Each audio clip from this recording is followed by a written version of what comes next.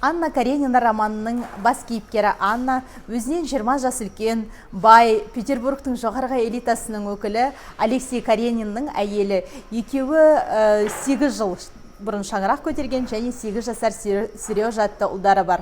Бірақ бір күні Анна Алексей Вронский атты жас, бай, граф, өзі граф офицермен танысады, екеуі бір-біріне ғашық болып қалады. Сосын жасырын кездесе бастайды. Арада 1 жылға жуық уақыт өтеді.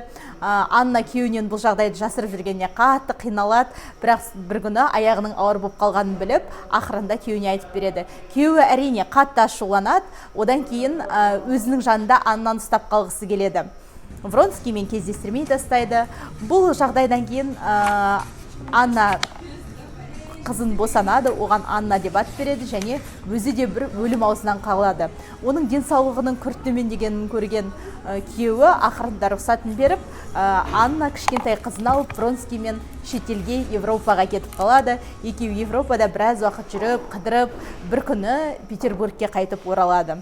Петербургке келгеннен кейін Аннаның бұрынғы таныстары оны әрине қабылдамайды, оны жеңіл жүрісті әйел ретінде қарайды оған. Бұл жағдай Аннаны қатты қинайды, әрі өзінің ұлымен кездесе алмайды. Каренинге ажырасу туралы өтініш айтса, Каренин оған рұқсат бермейді.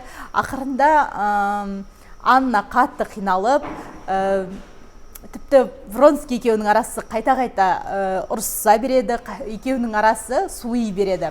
Тіпті Вронский бір күні мені жақсы көрмей қалама деген ойлар келеді Аннаға, және өзінің барлық нәрсені құрбан етіп, барлығынан бас тартып, Вронскийдің артынан кетіп қалғанына өкінгендей болады.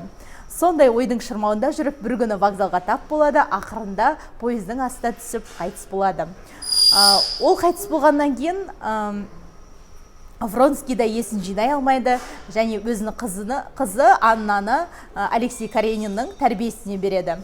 Кейін өлім іздеп, былайша айтқанда, Сербияға соғысқа аттанып кетеді. Міне роман осылай аяқталады. Әрине Толстойдың мұндағы айтқысы келгені некенің құндылығы, некенің қаншалықты маңызды екені. Адамдар ғашықтардың оқиғасын олар қосылғанға дейін баяндайды да, одан кейінгі өмірін баяндамайды. Міне одан кейінгі өмір осылай да болуы мүмкін екенін Толстой айтқысы келді. Ал сіздер бұл кітапты оқыдыңыздар ма? Аннаның істегеніне қандай баға бересіздер? Төменде комментарийда жазып кетіңіздер.